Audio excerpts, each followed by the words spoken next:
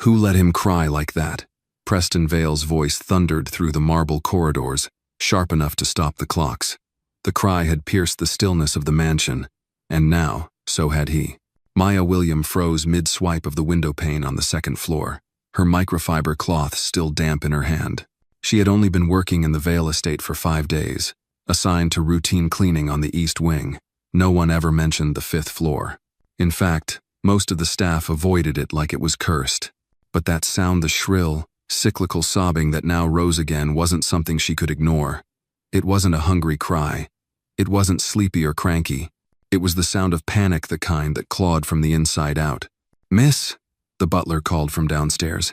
"Stay clear of the upper wing." She didn't answer. Maya climbed the final steps, heart racing. At the end of the hallway, behind a partially open door, flickering light pulsed from a sensory projector. A boy, maybe 7, sat curled on the carpeted floor, rocking violently, hitting his forehead in rhythm against a bookshelf. No supervision, no comfort, just pain and repetition. She paused at the threshold. Everything in her said to turn back. But something deeper, something old and buried kept her rooted. Her brother, Jermaine, used to do the same thing. Same rocking, same sound. She remembered it vividly. Under the dinner table, arms tight across his chest, face streaked with tears no one could understand. Maya stepped softly into the room and crouched several feet away. "Hey, sweetheart," she whispered, voice barely audible over his cries. "I'm not going to touch you. Just sitting right here." The boy didn't respond, but his movement slowed. Slightly, she kept her hands in sight, palms up. Then, slowly, she lifted one hand and traced a simple sign across her chest. Safe, a motion she hadn't used in years. One her grandmother had taught her to calm Jermaine when words failed. The boy glanced at her, just a flicker, then resumed rocking. A sharp voice cut through the air behind her. "What the hell are you doing?" Maya turned quickly. Preston Vale stood in the doorway, a towering figure of tailored precision and barely contained fury. In one hand, he clutched his phone. The other gripped the doorknob like it might snap under his fingers. "I'm sorry, sir," Maya said, standing instinctively. "I heard him crying and—" "Who gave you permission to be in this room?" "No one. I thought he might be in danger. Step away from my son." Her muscles stiffened, but she obeyed. Carefully, she stepped aside as Preston strode toward the boy. The moment he tried to lift his son, the child erupted, screaming louder, kicking, clawing, his arms flailing in full panic. Preston struggled to hold him, shocked by the intensity. "What's wrong with him?" he muttered. "Why does he?" "May I?" Maya said gently, stepping forward again. Preston didn't stop her. She knelt, reached out, and the moment the child felt her presence, his screaming eased. He twisted toward her and collapsed into her arms like he'd been waiting for her all along. His small hands gripped her sleeve. He buried his face in her shoulder. The silence that followed was absolute. If this moment touched your heart, give Maya a like. She didn't save him with words, but with quiet empathy. And tell us in the comments where you're watching this from. You might not be the only one nearby feeling the same warmth right now. Preston stared, stunned. "How? What did you do?" "I didn't do anything, sir," Maya said softly. "I just listened and signed." You know sign language?" "A little. My brother, he's nonverbal autistic. This used to help him calm down." Preston's posture shifted almost imperceptibly. His suit looked suddenly too tight for him. His presence, so forceful a minute ago, was now suspended like he didn't know what to do with himself. "What's your name?" he asked. "Maya. Maya William. I clean the East Wing." "You're not a therapist?" "No, sir. Just a cleaner." "Ah." He watched her hold his son like it was the most natural thing in the world. "Can you stay a little longer today?" Maya nodded, still swaying gently with the boy in her arms. "Yes, sir," she whispered. Preston turned, walking slowly out of the room. For the first time in months, the house was still. No echoes of pain, no tense footsteps, no slammed doors. Just a boy and a stranger now, not so strange, wrapped in quiet understanding. And though Preston didn't say it, the look on his face said everything. Something had shifted. Something was beginning. The sun had dipped lower by the time Maya descended the stairs again. her back slightly aching from holding the boy for so long.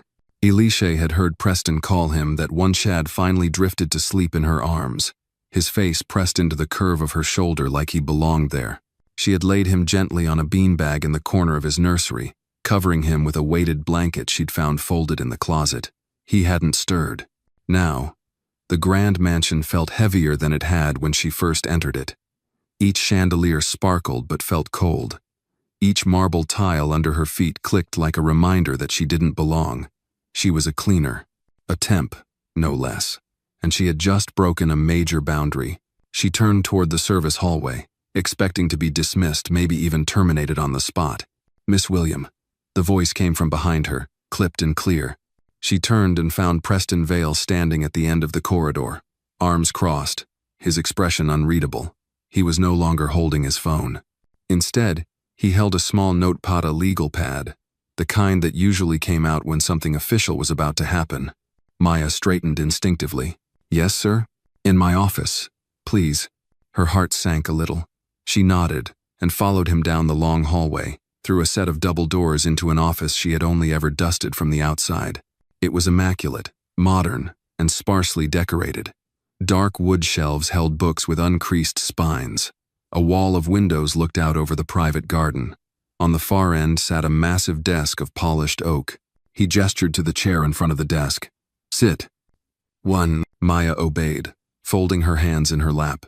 Preston sat opposite her and remained silent for several seconds. He tapped a pen against the edge of the notepad.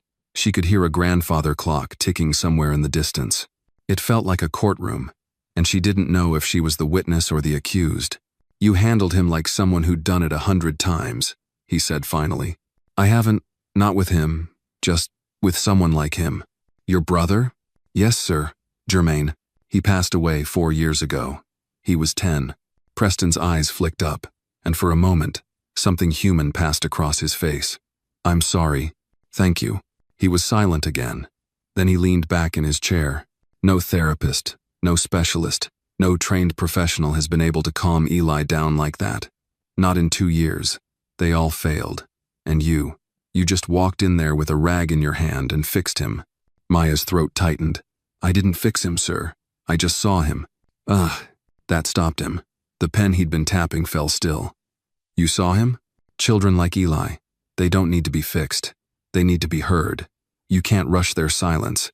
You have to be willing to sit in it with them." Preston blinked slowly.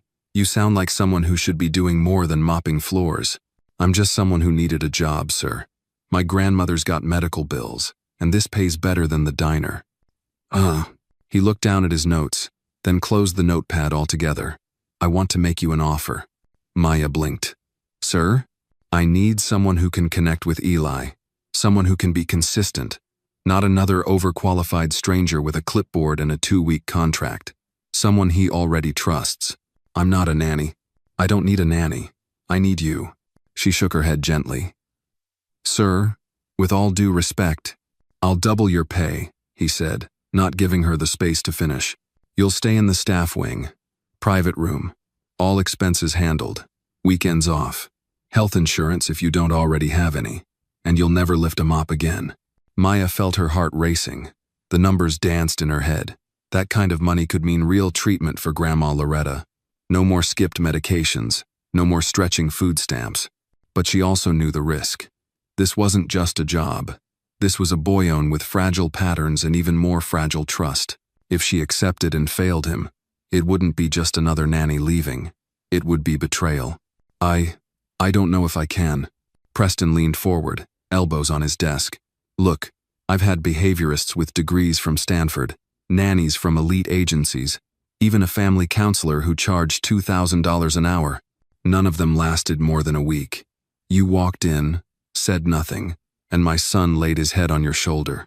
I don't know what that is, but I know it's rare." Maya swallowed. "It's not magic, sir. It's just care. That's even rarer." She looked down at her hands, chipped nail polish and all. She thought about Loretta, about the quiet way she'd say, "Baby, if God opens a door, don't stand there arguing about the knob."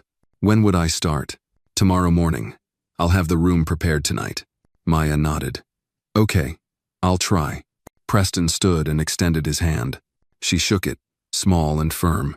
As she left the office, her mind was racing. She hadn't packed for a live-in job. She hadn't even told her landlord she was leaving. But beneath all that noise was something quieter, something she hadn't felt in a long time. Purpose. The next morning, Maya arrived with a small duffel bag slung over her shoulder and a cardboard box tucked under her arm. The housekeeper, Mrs. Green, led her to the staff quarters on the east side of the mansion, near the back garden. The room was simple but warm. A twin bed, a reading chair, a desk facing the window. "Mr. Vale had this redone last night," Mrs. Green said, handing Maya a keycard. "Said you were important. I'm just a helper." "Maybe. But he don't give spare rooms to helpers." Maya smiled politely and unpacked quickly. She kept her clothes on hangers and placed a small framed photo of Loretta on the nightstand. By 9:30 a.m., she stood outside Eli's nursery again. This time, when she entered, the boy was already awake. He sat on the rug, sorting colored blocks into two piles red and blue. "Morning, Eli," she said softly. He didn't look up, but he paused, just for a beat. She stepped closer, sat cross-legged a few feet away, quiet, non-threatening. After a few minutes, he nudged a red block toward her with his toe. She smiled. "Thanks." She pushed a blue block back. The game had begun. Hours passed like that. No words, just color, rhythm, repetition. At one point, she began to hum soft, low, familiar gospel tones. Eli didn't protest. In fact, he leaned in slightly, the way someone might toward a warm fire. Preston watched from the doorway in silence. He wasn't ready to say it out loud, but something about the way Maya sat there still and steady, not trying to fix or force made his chest ache in a way he didn't understand yet. Not grief, not fear, something else. Hope. Maya stood by the window of the nursery as dusk crept in, her arms loosely folded and her gaze fixed on the garden below. The day had passed more quietly than she expected. No screaming, no outbursts, no frantic running. Eli hadn't spoken, of course. He still moved in silence, mostly engaged with the wooden puzzles and color-sorting games she had laid out. But he had let her sit closer this time.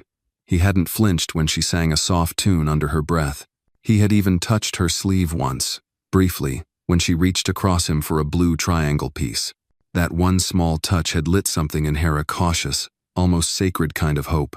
Behind her, she heard soft footsteps. She turned, just as Preston Vale entered the nursery. He wasn't in his usual suit, just a white shirt with the cuffs rolled in gray slacks. His face looked less carved than usual, a little softer around the eyes. "How was he today?" he asked, his voice quieter than the sharp bark she remembered from their first meeting. "Peaceful," she said, a faint smile lifting the corner of her lips. "No meltdowns, no biting or hitting. He was steady." Preston stepped farther into the room, his eyes on his son who was now lying on his stomach, carefully pushing a toy train along the track. "I don't know what you're doing," he muttered, "but it's working." "It's not a trick, Mr. Vale," she replied gently. "It's time.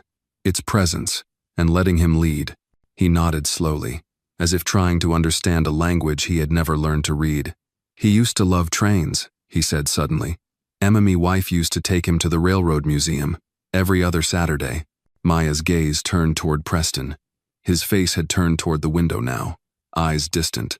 "He hasn't asked to go since she passed," he continued, his voice low and even. "Not once."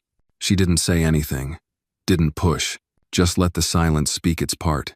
"I thought we were doing okay," he went on. "After the funeral, I hired the best therapists money could find, enrolled him in every specialized program that accepted him. I spared nothing, but it only got worse. The tantrums, the fear of strangers, the screaming." He turned back to Maya. "And now, here you are, and he's calmer than I've seen in over a year." Maya shifted slightly. "Grief isn't something you treat like a flu, Mr. Vale. It's not linear. Not for you. Not for him." Preston didn't answer right away. Then he asked, "Do you think he remembers her?" "I think he feels her absence," she said, after a pause, "even if he doesn't know how to say it." He sat in the armchair by the bookshelf, elbows on his knees, looking at his son with something between guilt and awe. I was married for 10 years, he said suddenly. We met in college. I was rigid. She was jazz. She laughed too loud, danced barefoot on our balcony in the rain, made breakfast at midnight. Maya smiled. She sounds wonderful. She was, he said, and something in his voice cracked, just slightly. Eli looked up for a moment and locked eyes with his father. Preston stood and approached his son slowly. Hey, bud, he said softly, crouching beside him. How's the train coming? Eli didn't speak, didn't react, but he didn't recoil either. Preston looked up at Maya. You think he'll ever talk again? I think he already is, she replied, her eyes warm. You just have to learn to listen to the version of language he trusts. He held his son's gaze a moment longer, then nodded and rose. Later that evening, Maya returned to her room in the staff wing. It was modest, but comfortable. She had unpacked what little she had: 3 changes of clothes, 2 books, a battered journal, and a framed photo of her grandmother Loretta holding a young Germaine. She picked it up now and ran her thumb across the glass. You'd like him, she whispered. He's a mess, but he's trying. There was a knock at the door. She opened it to find Mrs. Green holding a tray with a covered plate and a folded napkin. Mr. Vale says you haven't eaten since lunch, the older woman said, a curious note in her voice. He insisted you get a proper dinner. Maya blinked. I didn't realize. I lost track of time. Apparently so did the boy. He didn't scream at all today. Miracle of miracles. Maya accepted the tray with a grateful smile. Thank you. Before she turned to go, Mrs. Green lingered. Don't get too comfortable, she warned, but her voice held no malice. Mr. Vale changes moods like the wind. Maya nodded once. I don't expect anything. She closed the door and sat down at her desk, lifting the lid on the plate. Grilled salmon, roasted sweet potatoes, and green beans. Her stomach grumbled in response. As she ate, her mind kept replaying the image of Preston on the floor beside his son. It had been brief, but genuine, vulnerable, and she couldn't help but wonder, what kind of man tries to control the world but forgets how to hold his child? The next morning, Maya entered the nursery at 8:30 sharp. Eli was already awake, sitting by the window, tracing shapes on the glass with his finger. The sunlight cut a warm line across the carpet. Morning, Eli, she said softly, approaching slowly. He didn't turn, but he didn't stiffen either. She sat beside him, not too close. After a few quiet minutes, she took out a small whiteboard and a dry erase marker. I thought we could try something, she said gently. She drew a sun, then a cloud, then handed the marker to him. He stared at it for a long moment, then took it, slowly, and drew a crooked heart. Maya smiled, even as tears stung behind her eyes. From the hallway, Preston had stopped outside the door. He watched the moment through the crack in the frame, his hand hovering near the handle but not opening it. Something inside him was shifting, slowly, painfully, like an old hinge learning to swing again.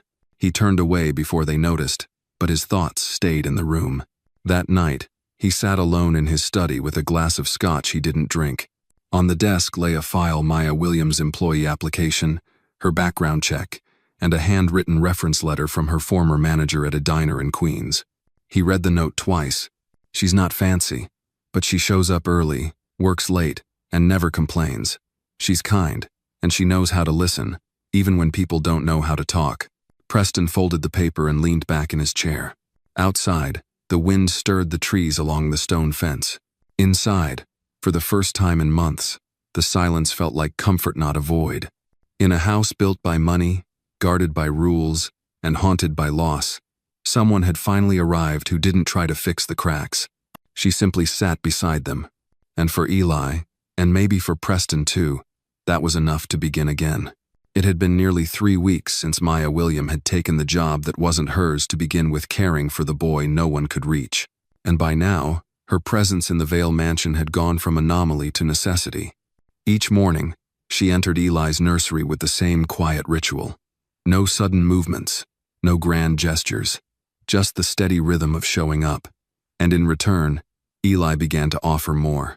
He hadn't spoken, not once, but his eyes began to seek her out. He followed her with silent trust. He handed her objects, little things, a block, a button, a puzzle pieces, as if they were messages he didn't yet know how to write. That morning, Maya laid a new routine before him. She brought in a soft mat, some scented clay, and a series of cards with emotions drawn in bold, cartoonish expressions. "This one's happy," she said, showing the first card. "Happy like when the music plays." Eli took the card, touched it once, then looked up at her face. Slowly, he pressed the card to his own chest. "Yeah," she whispered. "That's right." When Preston came home that evening, the house felt different again. Not silent the way it had been for a year. Not empty but humming, faintly, with signs of life. In the kitchen, Mrs. Green had soft jazz playing from the tablet. The windows were cracked open. Somewhere upstairs, a child laughed, not loud, not boisterous, but a quick, pure giggle that stopped him in his tracks. He dropped his keys onto the hallway console and followed the sound. Maya was kneeling on the living room carpet, a toy giraffe in one hand, a sock puppet on the other. Eli sat across from her, cross-legged, watching intently as the giraffe and the sock puppet mimed a silly fight over a cup of pretend tea. When the sock puppet fell over with a squeaky oof, Eli's mouth stretched into a full smile. No sound came, but his whole face lit up. Preston couldn't remember the last time he'd seen it. Maya noticed him in the doorway. She straightened quickly, brushing lint from her slacks. "Mr. Vale, I didn't hear you come in." He walked in slowly, still looking at Eli. "Was that him laughing?" She nodded. "Sort of. No sound. But he's getting close." Preston crouched beside his son. "Hey, buddy," he said. Eli didn't retreat. He didn't flinch. He reached out and touched his father's shirt, briefly, before turning back to the toys. Preston felt his throat tighten. "He's trusting you more," Maya said softly. Preston nodded, but didn't look away from his son. He used to play with Emma like that. She had this sock puppet voice. It was ridiculous, but he loved it. He stood up and looked down at Maya. "Thank you." She gave a faint smile, eyes warm. "I'm not doing anything you couldn't do." "That's the part I find hardest to believe," he said, half joking, half defeated. Later that night, Maya made her way to the small garden behind the staff wing. It was late spring, and the azaleas had just started to bloom. She carried a mug of tea, her grandmother's blend cinnamon and dried hibiscus. She sat on the wooden bench under the magnolia tree and breathed. She'd been afraid, at first, that her time here would be temporary. That one wrong word, one wrong moment, would send her back to mopping floors. But Preston hadn't just tolerated her, he'd started seeking her out. At first only about Eli, then about meals, then books, and lately, just conversation. She didn't fool herself into thinking she belonged in his world. He was white, wealthy, powerful, and guarded. She was none of those things. But when they talked, truly talked, there was something level in it, human. The garden gate creaked behind her. She turned. Preston stood in the moonlight, holding 2 mugs. "I thought you might like chamomile," he said. She blinked, surprised. "That's very thoughtful." I figured it's either that or more bourbon. And you don't strike me as a bourbon before bed person." She chuckled. "Number. That would put me straight on my back." He sat beside her, not too close. "You come out here every night?" "When I can't sleep." "Same." They sipped in silence for a moment. "I've been meaning to ask," he said, his voice quieter now, more careful. "Your brother, what happened?" She exhaled, slow. "He had a seizure. Complications from an infection. He passed in the hospital while I was filling out paperwork for insurance." Preston looked at her. "I'm sorry." "Thank you." He was the only person in the world who saw me without expecting anything back. He was quiet, then said, "That sounds like Eli." "Yeah," she said softly. "It does." Another pause. Preston ran a hand through his hair. "You make this look easy, but I know it's not. I know I'm difficult, that this house can be cold, that Eli's challenges can be overwhelming." She turned to him. "You're not difficult, Mr. Vale. You're just grieving in the only way you know how." His eyes met hers. "Call me Preston, please." She hesitated, then nodded. "Okay, Preston."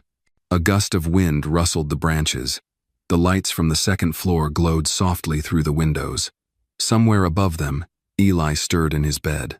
"I want to learn," Preston said suddenly. "I want to know what you know, About him. About how to reach him. Maya's heart beat faster. You're already halfway there. Number, I watch you with him. The way you read his cues. The way you understand what he needs before he asks. I don't have that instinct. You don't need instinct, she said. You need willingness. And he'll teach you if you're patient enough to listen. He looked at her. And for a moment, something shifted in the air between them. I want to try, he said. And for the first time, Maya saw not the CEO, not the man with perfect posture and calculated words, but a father uncertain, flawed, and finally ready. The next day, everything changed. Maya led a small lesson in the living room. Simple sign language. More. Stop. Help. Love. Preston joined them, clumsy but earnest. Eli watched, then copied. At one point, Preston signed more, and Eli responded with a half-formed version of the same gesture. Preston's eyes filled, but he didn't say a word, just nodded, smiled, and reached for his son's hand. Later that evening, Maya wrote in her journal by the window, recounting the moment. He's coming back to his son, she wrote. Not as a savior, not as a fixer, but as a father learning a new language, one built on silence, trust, and steady hands. She looked up as a knock came at her door. Preston stood outside, holding a book. I found this in Emma's things, he said. It's about parenting children with sensory disorders. I thought you might want to read it together. She took it gently. I'd like that. And then he added, before walking away, thank you for staying. That night, Maya sat on her bed, the book in her lap and the memory of Jermaine warm in her chest. She wasn't just staying. She was building something. Slowly, quietly, like Eli's laughter, like trust, blooming between unlikely hands. The early summer light streamed through the nursery windows, casting golden beams onto the wooden floor. Maya sat cross-legged across from Eli, gently encouraging him to press different animal shapes into a soft patch of kinetic sand. It was part of their morning routine, now sensory time before breakfast, a calm, consistent way to ease him into the day. Eli didn't speak, but he responded more and more with eye contact, small gestures, even tentative smiles. When Maya sang softly, he swayed. When she laughed, he tilted his head to watch her longer. And once, when she reached for the sand mold he liked, he touched her wrist and pushed it gently toward her. Thank you, she whispered. He didn't respond, but his fingers brushed her palm in reply. Preston had begun joining these sessions 3 times a week. He no longer hovered in the background, arms folded and unreadable. Now, he knelt beside his son, mimicking Maya's gestures, learning the signs slowly but with deep concentration. Cow, Maya signed that morning, forming the horns with her fingers. Eli didn't copy, but he stared, then pointed to the small cow figure on the mat and pressed it into the sand with surprising care. Preston laughed quietly but genuinely. He's getting it, he said. Maya smiled, then turned toward him. So are you. That afternoon, Preston invited her to walk the garden with him after lunch. Eli had fallen asleep in the sunroom, a blanket loosely wrapped around him and a stuffed bear held tight in one hand. Maya hesitated for a moment, unsure if this was still professional, but then followed him out, past the manicured hedges, down toward the old gazebo. They walked slowly, side by side. Preston had removed his jacket and loosened his collar. It was the first time she'd seen him without that ever-present armor. Eli's therapist called this morning, he said. I didn't mention it earlier because I wanted to see how today went.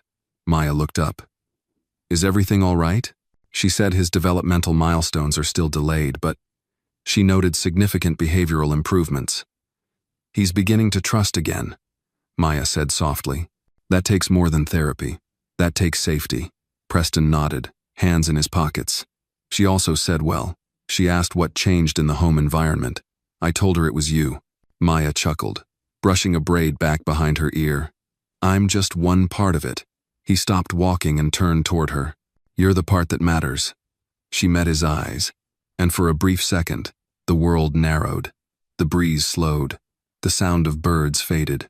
Preston's expression was different now, not the guarded, clipped detachment she'd come to expect, but something quieter, raw. Before Emma died, he began, his voice more gravel than usual. She said I was always 2 steps behind. that I never saw what was in front of me until it was too late. Maya said nothing, only listened. She handled everything. The school forms, the therapy sessions, the tantrums. I just wrote the checks. He swallowed hard. And when she got sick, I panicked. I started controlling everything, as if order could save her, as if structure could replace her presence. Grief makes us grasp for anything that doesn't move, Maya said gently, because what moves might disappear. He looked at her sharply, surprised, then slowly nodded. You speak like someone who's lost something. Someone who's lost someone, she corrected, her voice barely above a whisper. We all carry echoes. They continued walking in silence. The shadows stretched across the garden. Maya reached out and touched a blooming camellia. These used to grow outside my grandmother's porch, she murmured. She used to say they were stubborn flowers, that they bloomed when they felt like it, not when others expected them to. Sounds familiar, Preston said. She smiled. I suppose it does. That evening, as the sun dipped low and Eli napped on the couch, Maya found herself in the study. Preston had invited her to review an old therapy binder he'd found in the closet notes and videos from Eli's earliest sessions. Emma filmed everything, he said, handing her a USB drive. She always said, one day, we'll forget the hard parts and miss the details. Let's save the details. Maya sat at the desk and opened the folder on the screen. The first video began to play. A much younger Ella, maybe 4 years old, sat at a low table with a therapist. Emma's voice narrated gently from behind the camera, coaching Preston on how to use signs for eat, sleep, and mom. Maya watched in stillness as the video continued. In one clip, Eli reached toward Preston and signed love clumsily. Emma's laughter followed. That's your daddy, baby. Good job. Maya turned slightly in her chair to see Preston standing in the doorway. He didn't enter, just watched. His face had gone pale. I forgot about that video, he said. I haven't watched these since before the funeral. She was good with him, Maya said. She was everything, he replied. His voice cracked, just a little. And I erased her. Maya stood and walked slowly to where he was. No, you didn't. You were surviving. You were breaking open in silence. Preston looked down at her. Is that what I was doing? Yes, but now, you're healing. He stared at her, unreadable. And you? Are you healing too? She paused. I think so. Some days more than others. For a long moment, they stood there, nothing but the soft hum of the computer and the ghost of Emma's laughter playing faintly in the background. Then, gently, Preston reached out and touched Maya's hand. She didn't pull away. That night, something changed, not in words, not in declarations, but in presence. Maya lay in bed, unable to sleep. Her heart beat fast, not from fear, but from awareness. Something was forming between them, something unspoken but undeniable. And for the first time in years, she didn't feel like a visitor in someone else's story. She felt like she might belong to it. Upstairs, Eli stirred in his sleep and mumbled a sound, soft, high-pitched, almost a word. Maya didn't hear it, but the house did. It was listening now, and so was she. The next morning began with the smell of cinnamon drifting through the kitchen. Maya stood barefoot on the tile floor, gently flipping slices of French toast on the skillet. Her apron was dusted with flour, and a faint smile played on her lips as she hummed an old Sam Cooke tune under her breath. It was a quiet, joy, simple, rooted, something she hadn't felt in years. Preston entered the room quietly, freshly showered and dressed in a white button-down and gray slacks, but without a tie for once. He paused at the doorway, watching her work. Didn't know breakfast could sound so good, he said softly. Maya glanced over her shoulder. You mean smell? He leaned against the doorframe. Number, I meant what I said. There was a pause, light but meaningful. She slid 2 golden slices onto a plate and turned off the stove. Eli's still asleep, she said. Thought I'd surprise him. He likes the edges a little crispy. Preston stepped into the kitchen and began setting out forks and napkins. You always remember the details. Maya looked down, brushing a strand of hair behind her ear. The details are where the heart lives. He stopped for a moment, considering her words, then resumed setting the table. I never noticed how empty this place felt, until you started filling it. Before Maya could respond, the baby monitor on the counter crackled softly Eli's sleepy whimper. then the gentle thump of his feet hitting the carpet. Maya moved instinctively, removing her apron. "I'll go." Preston touched her wrist. "Let me." It was a subtle shift, but she understood. This was his moment now. She watched as he walked out of the kitchen and up the stairs, a man who used to keep one hand on the world and one foot out the door, now fully present. When he returned with Eli in his arms, the boy was clutching a small plush bear and blinking against the morning light. Preston set him gently in his booster chair and sat next to him. "Good morning, buddy," Maya said, placing the plate in front of him. "Your favorite." Eli didn't answer, but he picked up a piece of toast with his fingers and began chewing slowly. Maya watched the way Preston helped him dab syrup on it, his movements careful, patient. There was no rush in the room, no pressure, just connection. Later that day, the house welcomed a guest, Dr. Lydia Chen, Eli's longtime developmental psychologist. A petite woman with sharp eyes behind silver-framed glasses, she had known Eli since he was 2. She stepped into the foyer with a calm smile. "Still smells like expensive silence in here," she said, half teasing. Preston chuckled. "That's changing." Maya offered her a glass of water and escorted her to the sunroom, where Eli was stacking wooden blocks by the window. Preston watched from the doorway, his hands clenched just a bit. "Doctor." Chen observed the boy quietly, then leaned toward Maya. "He's focused," she whispered. "And peaceful." Preston stepped in. "Do you see progress?" Dr. Chen nodded slowly. "Not just in behavior. In attachment, he's bonding." Preston looked at Maya. Dr. Chen followed his gaze. "Tell me, Miss William, what are you doing differently?" Maya hesitated. "I treat him like he's already whole, not broken." Dr. Chen studied hair. "That's rare." "It shouldn't be," Maya replied softly. After the session, Dr. Chen pulled Preston aside. "You've done more than hire help," she said. "You've invited something sacred into this house. Don't forget that." Preston didn't respond right away.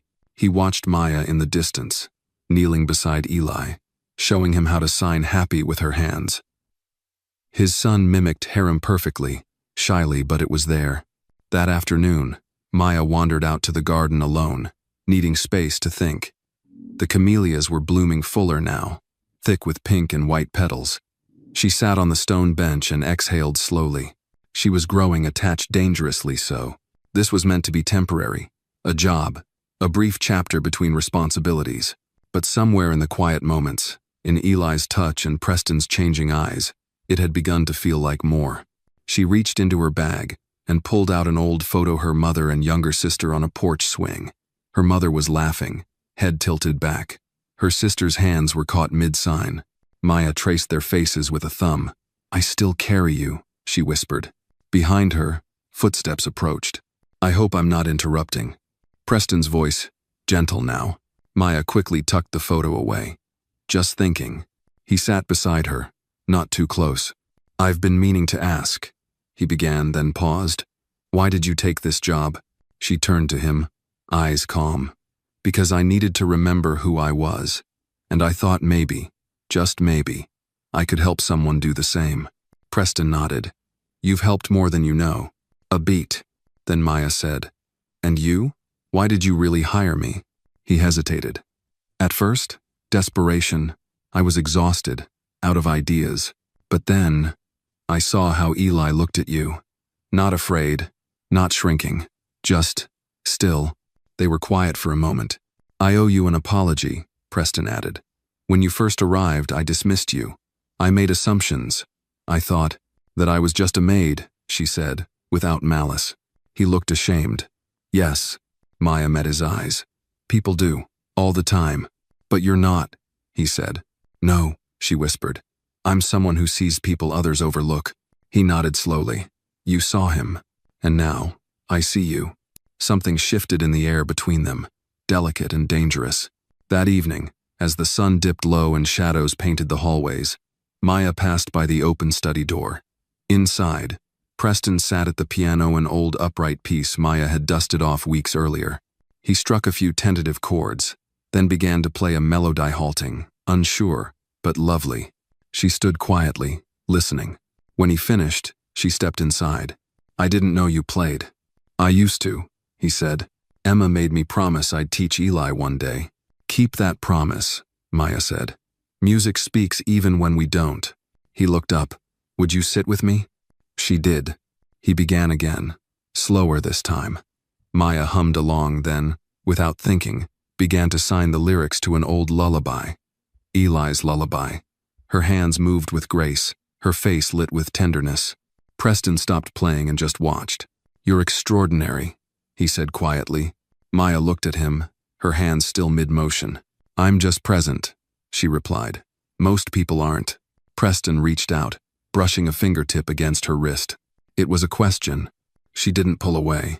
It was an answer. Upstairs, Eli stirred in his bed, and for the first time, called out not with a cry, but a word. Dada. It echoed down the staircase like a bell. Preston froze. Maya gasped, and the house, so long cloaked in silence and grief, suddenly felt alive again. The word hung in the air like a fragile miracle. Dada. It wasn't loud. It wasn't perfectly clear, but it was there. Real.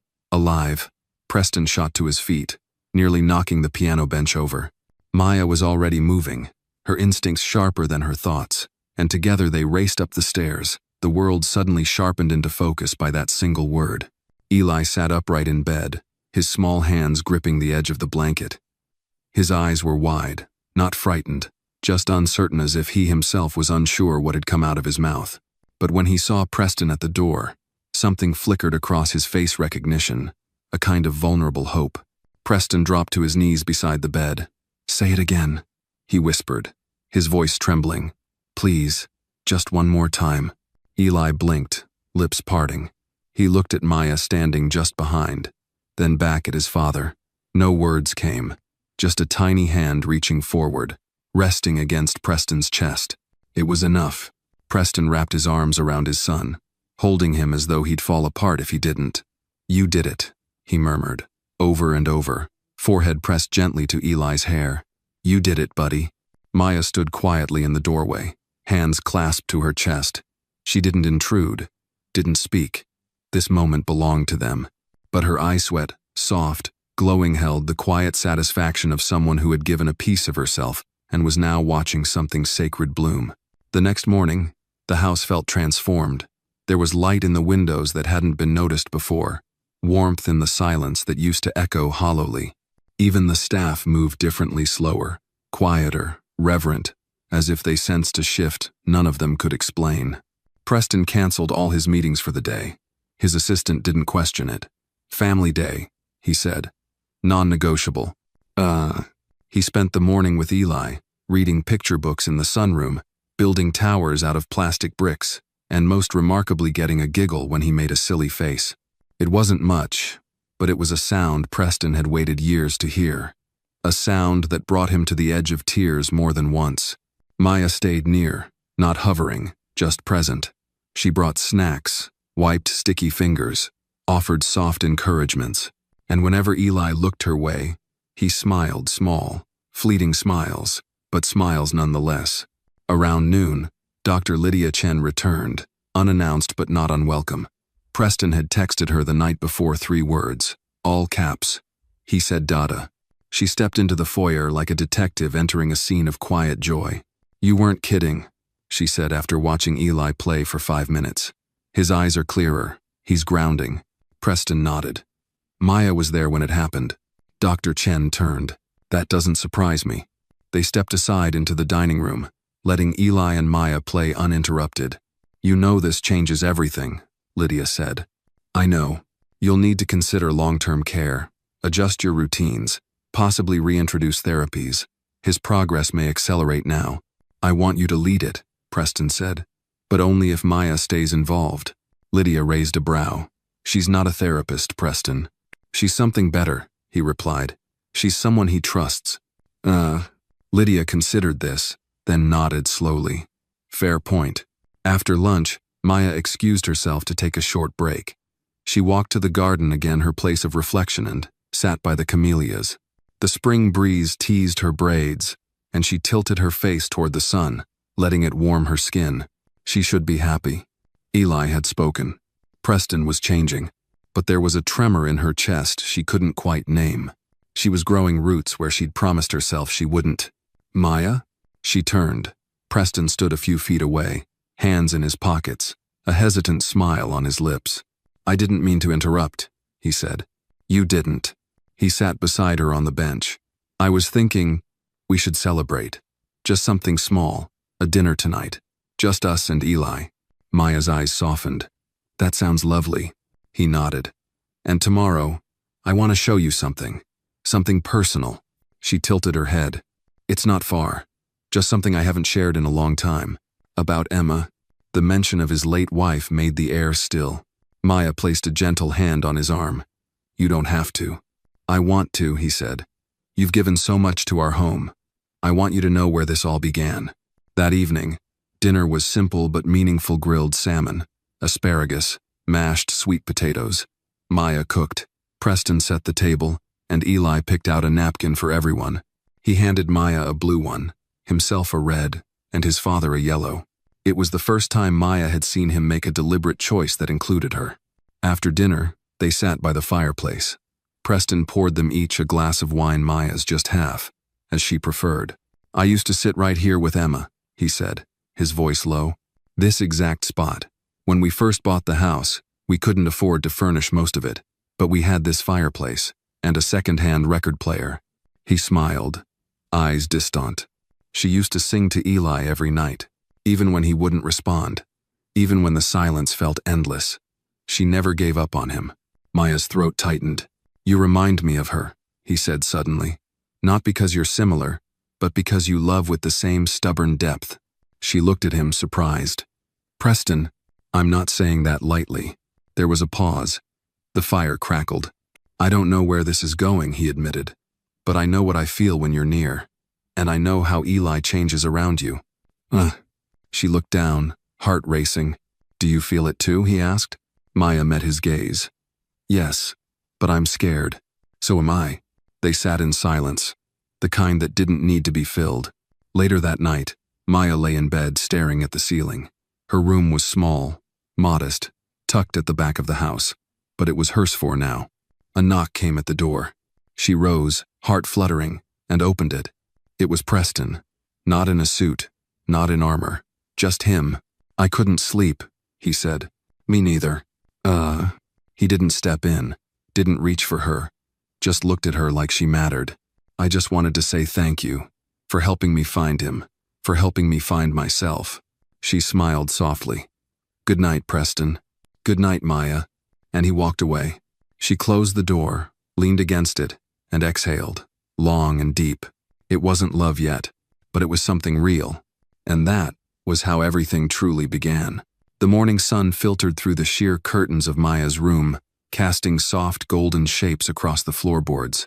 She lay in bed longer than usual, eyes open, heart beating with a strange calm. The memory of Preston's voice the night before lingered in the silence. It hadn't been a confession, not exactly, but it had been something deeper, an invitation into a truth they were both still learning to name. By the time she made her way to the kitchen, the house was already stirring. Eli sat at the island counter, sipping from a plastic cup of orange juice while Preston leaned over a skillet, attempting scrambled eggs. Maya paused in the doorway, watching the two of them, father and son, side by side, like a picture from a family album long overdue. Preston noticed her first. Good morning, he said with a warm smile, wearing a navy t-shirt and jeans instead of his usual crisp button-down. Eli turned, spotted Maya, and his eyes brightened. He didn't say a word, but he reached out his hand toward her. It was the first time he'd initiated contact. Maya crossed the room and took his hand, giving it a gentle squeeze. Good morning, sweetheart, she whispered. Preston looked on, the corner of his mouth twitching in quiet awe. I was thinking we could take Eli to the park today, he said. There's one not far from here, Piedmont Park. I haven't taken him out in a while, but I feel like maybe it's time. Maya blinked, surprised. That's a big step. I know, but I want to try. The outing wasn't planned with perfection, and that was part of its charm. Maya packed a small bag with snacks and wipes. Preston brought a blanket and a collapsible stroller, and Eli wore a baseball cap he refused to take off. The car ride was quiet but peaceful. with soft jazz playing low and the city slowly unfolding through the windows. Piedmont Park was alive with spring children laughing, couples walking dogs, old men reading newspapers on benches. They found a spot beneath a tall oak tree and laid out the blanket. Preston sat with Eli, pointing at the ducks on the lake, while Maya unpacked some sliced apples and cheese crackers. Eli didn't say much, but his eyes followed everything. He watched a group of boys playing catch nearby, his gaze lingering longer than usual. "Would you like to try, Eli?" Preston asked gently, nodding toward the game. Eli looked at Maya. His expression was uncertain. She smiled. "We'll just watch for now, okay? Maybe next time." He seemed content with that, curling up beside her and munching on a cracker. A few minutes later, a voice called out from across the field. "Mr. Caldwell? Is that you?" Preston looked up. A woman in her early 40s approached, dressed in running gear and sunglasses. "Rebecca Thorne," she said, extending her hand. "We met at the Chamber of Commerce dinner last year." Preston stood, polite but guarded. "Ah, yes, of course. Good to see you." Rebecca glanced at Maya, then down at Eli. "This must be your son. I heard. Well, I'm glad to see he's doing okay." Maya felt the tone shift slightly subtle, but unmistakable. That quick assessment, that flicker of surprise at Maya's presence beside them. Rebecca's eyes didn't linger, but her smile tightened. "Your new nanny?" Preston's spine straightened. "This is Maya William. She's part of our family." Rebecca blinked. "Oh, well, that's nice." She turned to Eli again, then back at Preston. "Listen, I don't want to intrude. Just wanted to say hello. We should catch up sometime. I'll send you a message." With that, she jogged off. Maya pretended to focus on Eli's snack, but she felt the heat crawl up her neck. Preston sat back down beside her, silent for a moment. "I'm sorry about that," he said softly. "You don't have to be." "No," he insisted, turning to her. "You deserve more than to be seen as just someone who works for me." Maya met his eyes. "I don't need validation from strangers, Preston.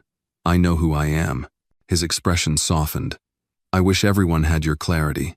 They spent another hour in the park, letting Eli explore the grass, listen to birdsong, and gather small rocks like treasure. When it was time to leave, he didn't cry. He held Maya's hand and walked beside her all the way to the car. That evening, as twilight deepened over the estate, Preston stood by the window in his study, a glass of whiskey untouched in his hand. Maya knocked gently on the door. "Come in." She stepped inside, pausing at the threshold. "Eli's asleep." "Thank you." He gestured for her to sit. "There's something I want to show you." He opened a drawer and pulled out a worn photo album. Maya moved closer, sitting beside him on the leather sofa. The album smelled faintly of old paper and lavender. "This," he said, opening to the first page, "was Emma's idea. She started it when we first found out we were pregnant. Every month, a new photo, every milestone. And then, after she passed, I stopped adding to it. The photos were beautiful: Emma's glowing smile, a baby Eli bundled in blankets, tiny footprints pressed in ink. As they turned the pages, the images faded from color to grayscale, not physically but emotionally. "This is the last one," Preston said, pointing to a photo of Emma holding Eli under a maple tree, her face radiant despite the 4-line taped to her arm. 2 weeks before she died. Maya ran her fingers gently along the plastic sleeve. "She loved him so much." "She did," he whispered, "and I failed her. I shut down. I buried myself in work, in meetings, in pretending that grief wasn't eating me alive. You were surviving." Preston turned to her.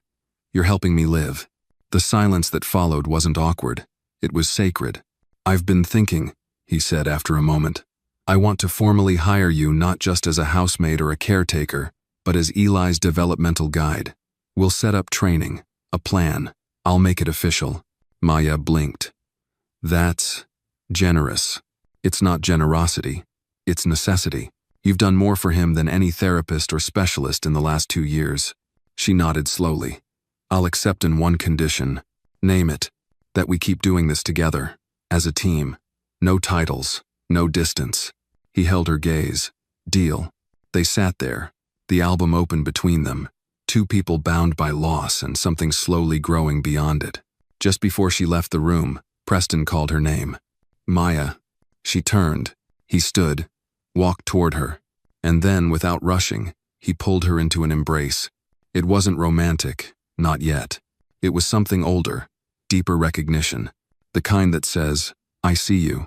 And in the quiet safety of that moment, Maya finally allowed herself to believe she belonged. The next morning began with an unexpected knock. Not the gentle kind that hinted at domestic routine, but a sharp, echoing rap that stirred both tension and memory. Maya was in the kitchen preparing Eli's favorite oatmeal when she heard it. Preston appeared seconds later, his brow creased even before he reached the door. Standing outside was a man in a tailored gray suit, with a clipboard tucked under his arm. He wasn't alone. 2 others flanked him, one in business casual, the other in a sharp blazer with an earpiece. The insignia on the clipboard read, "Child Welfare Services." "Mr. Caldwell?" the man asked, polite but firm. Preston nodded slowly. "Yes. What's this about?" "I'm Marcus Fielding. We've received a report of possible neglect concerning your son, Elijah Caldwell. We're here for an assessment." For a moment, the only sound was the wind through the trees. Maya had stepped into the hallway by then, holding Eli close against her hip. She could feel his little heart pounding through her blouse. Preston stepped outside, pulling the door halfway closed behind him. "This is absurd. Who filed this report? I'm afraid we're not permitted to disclose the source during the initial evaluation. May we come in?" "No," Preston said. His voice was calm, but Maya recognized the storm behind it. "Not until I speak to my attorney." "You have every right to contact legal counsel," Marcus replied. "However, if you deny entry during a welfare check, we'll need to escalate. A court order can be requested." Maya stepped forward, still holding Eli, who now clutched her tighter. "He's safe," she said, her voice steady. "I've been with him every day. There's no neglect." Marcus studied her. "And you are?" "Maya William. I've been working here for several months. I'm his full-time caregiver." Another agent jotted something into a notebook. Preston exhaled through his nose. "Give me 5 minutes." He returned inside and made 2 calls, first to his lawyer, then to the head of a private security firm. When he returned, he opened the door fully. "You may enter, but you do so under observation, and nothing is to be touched without consent." They stepped inside, their eyes scanning the foyer like they were entering a crime scene. Maya held Eli protectively, whispering to him in a soft rhythm only he understood. Preston stayed close, his body language sharp, restrained. The agents conducted their assessment in quiet efficiency, checking the pantry, the nursery, the backyard. One agent asked to speak with Eli alone. Maya declined on his behalf. "He doesn't speak with strangers. He has autism. I'm his comfort, his voice. You can ask, and I'll translate in sign if needed." "Noted," Marcus said, scribbling. They didn't find anything. Of course, there was nothing to find. But just before they left, Marcus turned back. "This visit was protocol. But off the record, Mr. Caldwell, it's rare that we see a child this well cared for. Whoever sent the complaint may have had other motivations." Preston closed the door behind them, jaw tight. Maya stood nearby, still holding Eli, who had fallen asleep from the tension. "Someone's trying to get to us," she said softly. Preston nodded. "And I think I know who." He didn't name names. He didn't have to. Later that afternoon, Preston called a meeting in his home office. The guest list was Small Maya, his attorney Sandra Griffin, and a security advisor named Lionel Hatch, a calm, silver-haired man with decades in federal protection services. "This wasn't random," Preston began. "We've been getting resistance on the upcoming tech acquisition. Silent pressure. Now this. I want a full background check on everyone who's had access to my family's internal calendar." Sandra looked up from her notes. "You think it was an internal leak?" "I think it was personal," Preston said, glancing at Maya. "And targeted." Lionel tapped the table. "I'll start the sweep. Phones, laptops, digital footprints. If someone tried to weaponize child welfare, we'll find the source." When the meeting ended, Maya lingered behind. Preston looked at her. "You don't have to stay involved in this." "Yes, I do," she said. "This isn't just your fight now. It's Eli's, and I'm not going anywhere." His eyes flickered. "You always speak like someone who's lost something important." Maya exhaled. "I have, but Eli isn't going to be one of those things." He didn't respond. but he didn't need to. That night, after dinner, Maya sat on the porch swing with Eli nestled against her. The stars were just starting to show, one by one. She watched them light up the sky, like old truths finally being revealed. Preston joined her, 2 cups of tea in hand. "Mind if I sit?" She moved over, and he took the space beside her, close but not imposing. "I used to think silence was a curse," he said. "That quiet meant something was broken, but I'm starting to understand there's different kinds of silence." She looked at him. "There's the silence of grief," he continued, "the silence of shame. And then there's the kind that's safe. Like right now." Maya held her tea carefully. "Safe silence. That's rare." He nodded, sipping. "You've given that to him. To me, too." They sat in that silence for a long while, the night deepening around them. Then Preston asked, "Have you ever thought about what it would mean if Eli could talk? Not just with his hands, with words." Maya looked out into the dark yard. "Sometimes, but I think about what he already says. In other ways, when he takes my hand, when he leans into me without asking, that's speaking. It's just a different language." Preston's voice was quiet. "You're teaching me to listen to that language." And then, like a whisper from the wind, a new voice cut through the quiet. Small, hesitant. Maya froze. Preston looked down. Eli, half asleep, had shifted. His lips had formed the syllable again. "Mama." It was no longer imagined, no longer a dream. Preston's eyes widened. Maya's hands trembled, her breath caught in her chest. "Eli, what did you say?" The boy blinked slowly. His eyes fluttered, then closed again. Preston turned to Maya. "Did you hear that?" "I did," she whispered, her voice breaking. "I did." It was the first word he'd spoken aloud in nearly 2 years. Preston didn't speak for a full minute. Then he reached for her hand, no hesitation, no pretense. "We're going to protect him," he said, voice solid now. "Whoever came after us, they won't get another chance." Maya nodded, tears finally slipping free.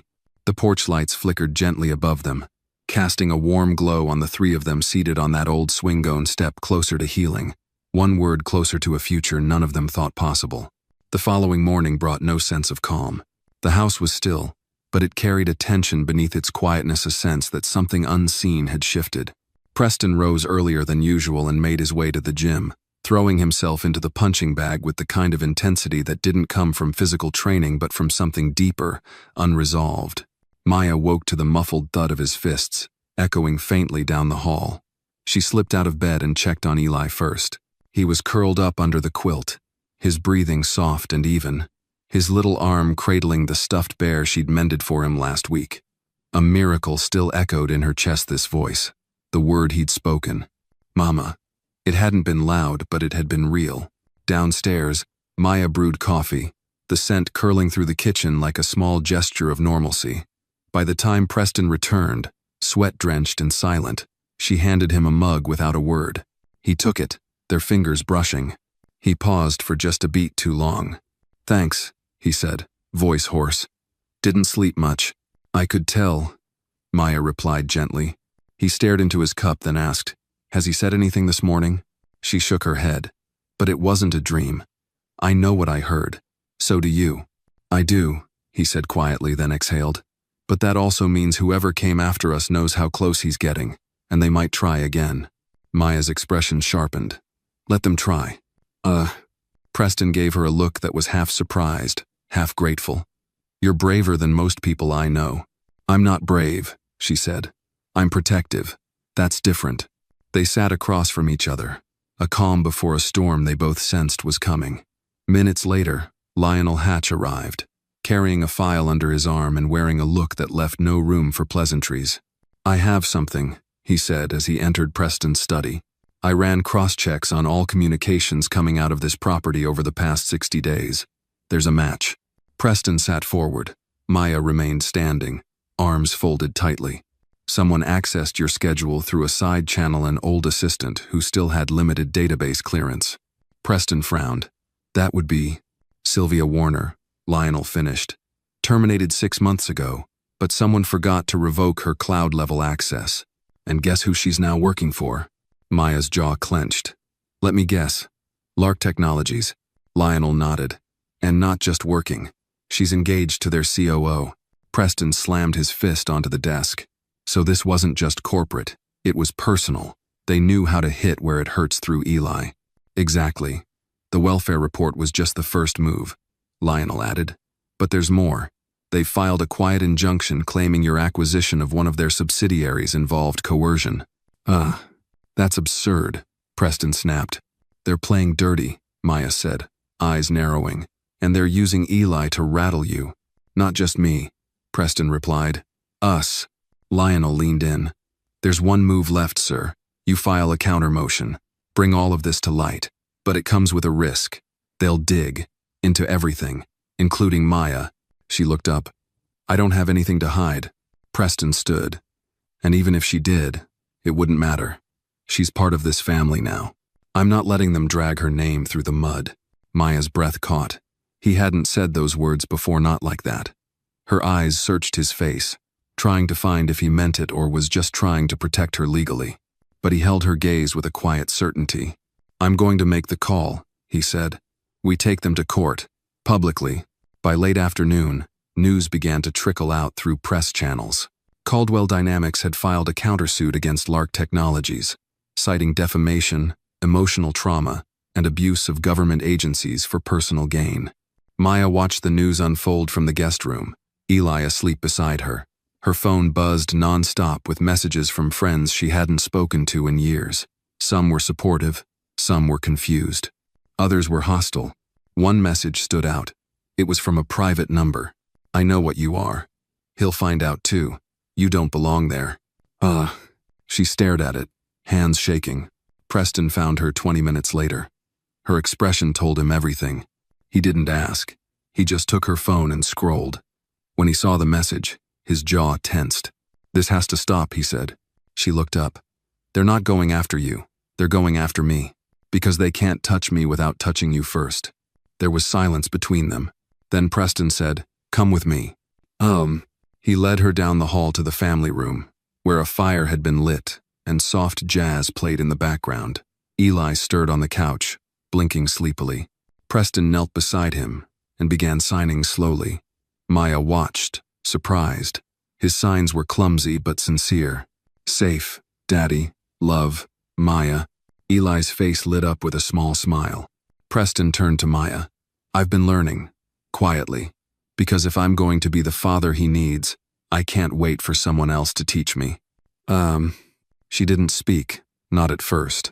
Her throat tightened too much. But when she finally found her voice, it was soft. You're already becoming that. That night, Lionel's team set up a surveillance grid around the estate. Drones, motion sensors, secured perimeter alarms. No one would come near the house unnoticed again. But the storm wasn't just outside. It was in headlines, in whispers, in anonymous comments online. Maya became a quiet lightning rod praised by some, vilified by others. Rumors swirled. That she was a gold digger, that she had seduced Preston for power, that she had manipulated a vulnerable child. Preston tried to shield her. He issued statements, stood by her side at every press conference. But some shadows couldn't be pushed away with statements. One night, after a particularly cruel article called her the maid who would be queen, Maya sat alone on the back porch, wrapped in a blanket. Preston joined her quietly, handing her a cup of tea. I used to think I could fix everything with money, he said.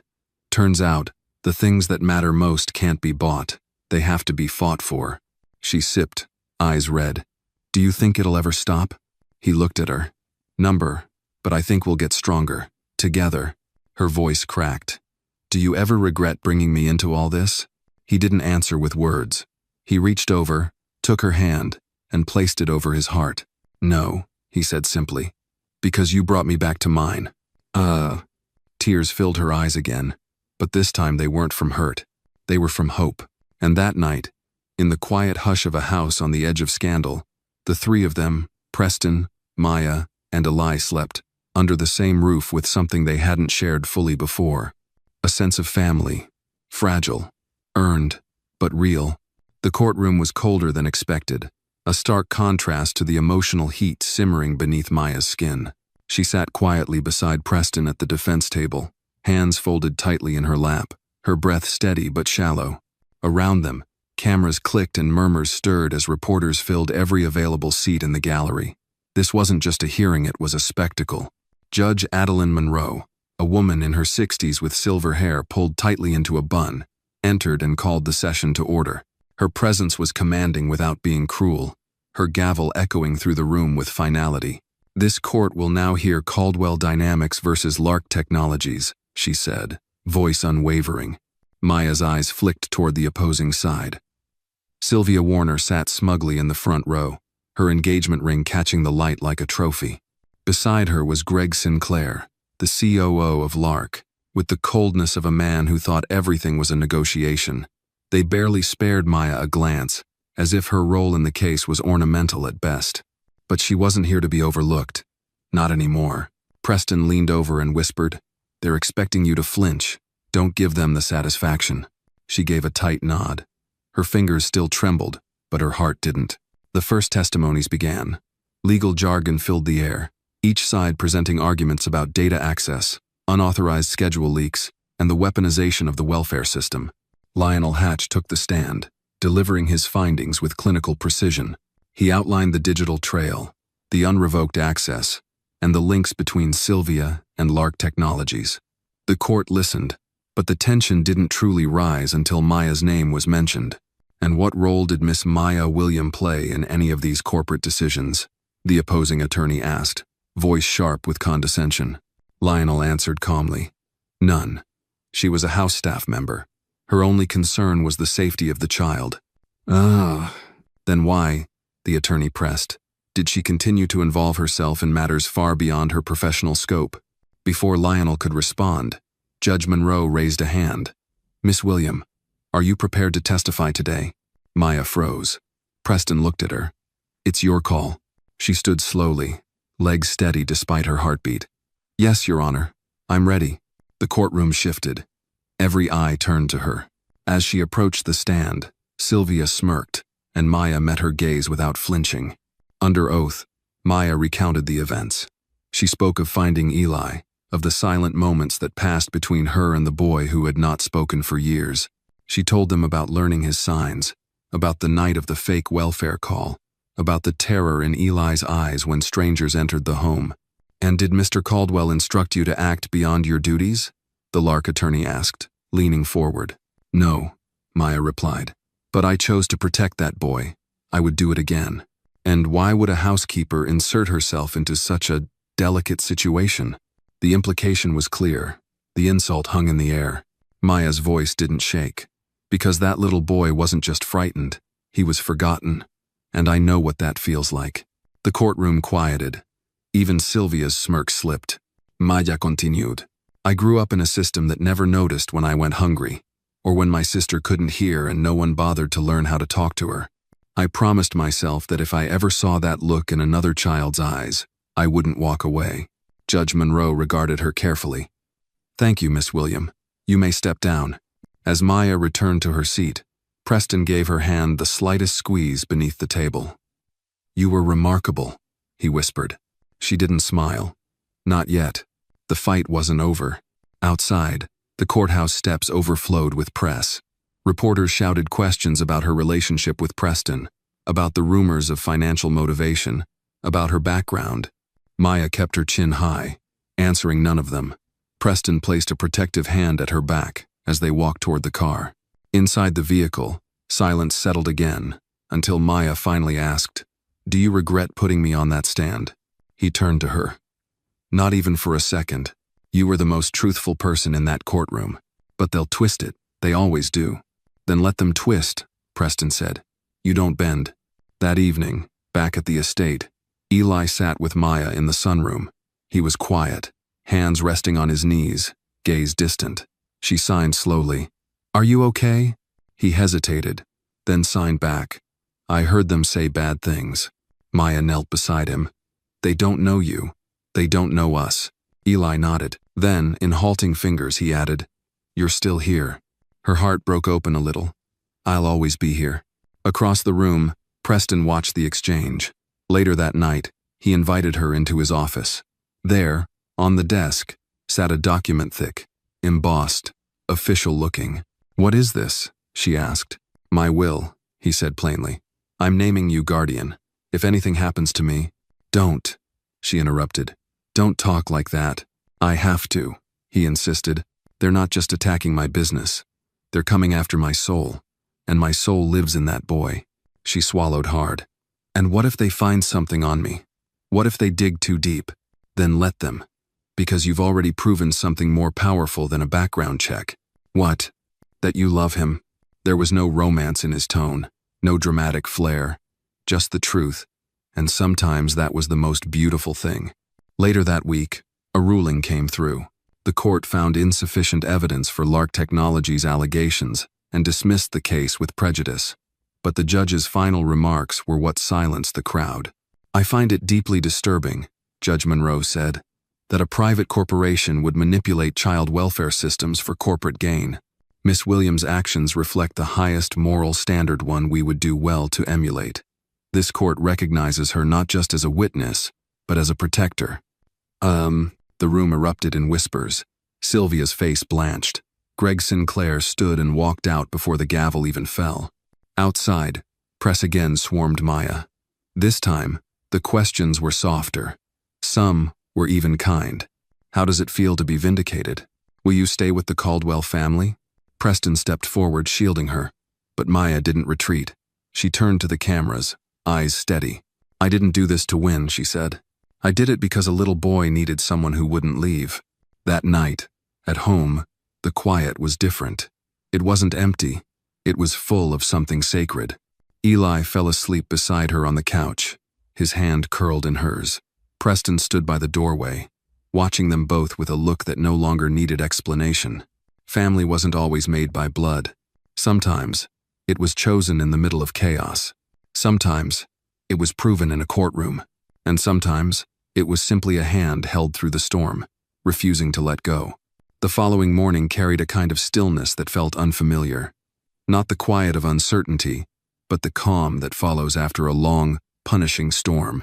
Sunlight spilled through the estate's tall windows, warming the marble floors that once felt too cold, too sterile. Now, the house seemed a live-not with noise, but with peace. Maya stood at the kitchen counter, making pancakes from scratch. Eli sat on a stool nearby, still in his pajamas, watching her with the soft gaze of a child who finally felt safe. He didn't speak, rarely did, but he signed one word with gentle fingers. "Happy." Maya's chest tightened. She turned to him and signed back. "Me too." Behind them, Preston entered quietly, a cup of coffee in hand, tie still hanging loosely around his neck. His presence no longer carried the guarded stiffness of a corporate giant. Now, there was a softness in his eyes that Maya hadn't seen when they first met. "Smells like you're trying to spoil him," he teased lightly. She gave him a wry smile. If he's going to start his day watching the morning news talk about his dad, he deserves pancakes. Preston sighed, glancing at the muted television in the corner where a live interview was airing. One of the anchors read headlines off a prompter. "Caldwell family scandal ends with unexpected hero. The housemaid who stood against a corporation. The boy who spoke through silence." "They're not going to let this go anytime soon," he muttered. "I know," Maya replied, flipping a pancake. "But we don't need them to." Eli giggled as the pancake landed perfectly in the pan. It was such a simple sound, so small but it carried weight. It was joy, and in this house, joy had been rare. Later that day, a letter arrived via private courier.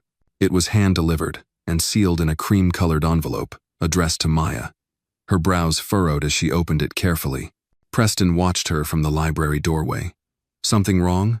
She unfolded the letter, eyes scanning the handwritten lines, and blinked in disbelief. "It's from Judge Monroe," she whispered. "She's offering to nominate me for the state's Child Welfare Advisory Board." Preston stepped forward, startled. That's significant." She says she believes my experience, personal and professional, could help shape future policies." Maya didn't answer immediately. Her fingers tightened around the paper. "It's not just about Eli, is it? It's bigger than him. There are more kids like him out there." Preston nodded solemnly. "And not enough people willing to fight for them." For the first time since this entire ordeal began, Maya saw something beyond the mansion, beyond even Eli. She saw a path, a purpose, not to escape who she was, but to become more of it. That afternoon, the three of them drove out to a modest community center on the edge of the city. The building was old but clean, its faded blue doors welcoming. Maya had learned about it through one of the lawyers at the trial and after-school program for children with disabilities, mostly underfunded and understaffed. Inside, children sat in circles, some drawing, others using tablets with assistive communication. One young boy, maybe 7, struggled with his hands, trying to form letters in the air. Maya knelt beside him and gently guided his fingers. "Like this," she said softly, signing the word, "home." He repeated it, his smile stretching wide as he got it right. Preston stood in the doorway, Eli beside him, holding his hand. Neither said a word, but their expressions were identical: awe, admiration, and something tenderer. When they left, the director of the center followed Maya out. "If you ever wanted to volunteer or teach her, doors are open." She paused, then looked down at Eli, who was now signing to Preston. "I think I'd like that." That evening, as the sun dipped low and painted the walls in hues of gold, Maya sat alone in the garden. The scent of blooming jasmine drifted through the air, mingling with the distant sound of wind chimes. She held the judge's letter in one hand and her phone in the other. She finally called someone she hadn't spoken to in years, her mother's sister, Aunt Lorraine. The line rang twice before a familiar voice answered. "Maya, sweetheart?" Her throat tightened. "Hi, I just wanted to hear your voice." "Oh, baby, I saw you on the news. I told your cousins. That girl right there, that's my niece. That's Maya William, and she's got more courage in her little finger than most people have in their whole body." Maya blinked away tears. "I didn't think I'd come this far." "Well, you did. And your mama would be proud." They talked for nearly an hour. Laughter returned. Pain surfaced, but so did healing. By the time they said goodbye, Maya felt a piece of herself return, one she didn't know she'd lost. Later that night, Maya walked into the nursery. Eli was already tucked into bed, a small nightlight glowing beside him. She leaned down, kissed his forehead, and turned to leave. "Wait," he whispered. She turned, startled. It was the first word he had spoken aloud in months. He pointed to her and whispered again, "Stay." Maya blinked, swallowed the lump in her throat, and sat beside him. He reached for her hand and closed his eyes. Downstairs, Preston stood at the foot of the staircase, listening. When Maya finally joined him, his eyes searched hers. "You okay?" "I'm more than okay," she said. "I feel a hole." Preston hesitated. "There's something I want to ask." She tilted her head. "I know this isn't how things usually go, and I don't want to rush anything, but I'd like you to stay, not just as staff, as family." Maya's breath caught. "Preston, I'm not asking for answers tonight. I just wanted you to know that no matter what title the world gives, you, Maid, witness, advocate, you've already become something far more important to me." She looked away, heart pounding. This was never about love. "No," he agreed. "It was about truth. But sometimes, when the truth is finally safe, love follows." In the following weeks, Maya accepted the judge's nomination. She joined advocacy circles, traveled with Preston and Eli to community meetings, and started designing inclusive curriculum for schools. Her story spread quietly, respectfully, not as a fairy tale, but as a reminder that sometimes it's not the powerful who change the world. It's the ones who dare to care when no one else will. One spring morning, nearly a year later, a framed photo sat on Preston's office desk. It showed Maya and Eli sitting beneath a tree, sunlight filtering through the leaves, both of them laughing with abandon. Above the image, in small engraved letters, it read, "Family is the place where the storm breaks." And beneath it, a simple quote from Maya herself, "Justice isn't always loud. Sometimes, it's just showing up and staying."